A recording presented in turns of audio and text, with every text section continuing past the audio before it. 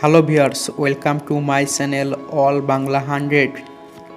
In this video, I will show how to fix Wi-Fi has no internet access tab for option.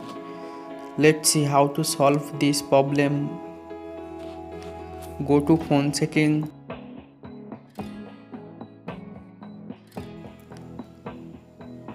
then scroll down, tap on system and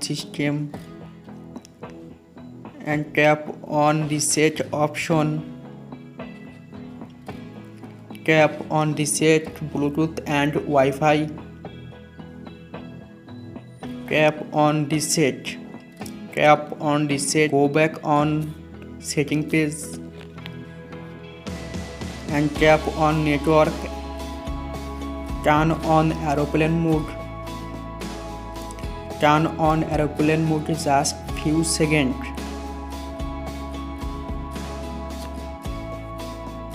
Back on home page. Press your power button.